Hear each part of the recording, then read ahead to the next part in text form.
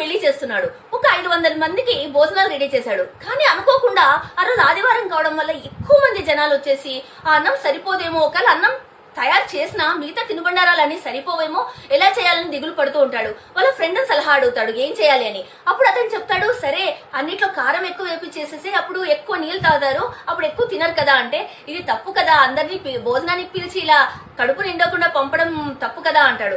సరే ఉండు అనేసి అతను స్టేజ్ మీదకి వెళ్ళి ఒక అనౌన్స్మెంట్ చేస్తాడు.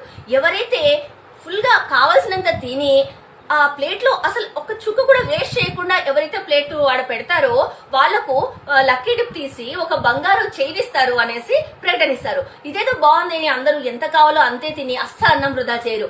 అప్పుడు ఇంకా భోజన పదార్థాలు మిగిలిపోతాయి.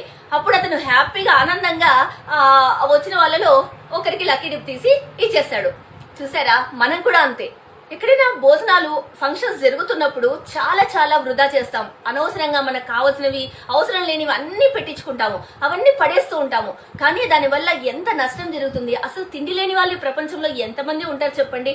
అలాంటి వాళ్ళు బాధపడుతూ ఉంటారు తిండి లేక, మనకు ఎక్కువై పడేస్తుంటాము. అందుకే ఎప్పుడు అన్నాన్ని వృధా చేయకండి. అన్నం పరబ్రహ్మ స్వరూపం.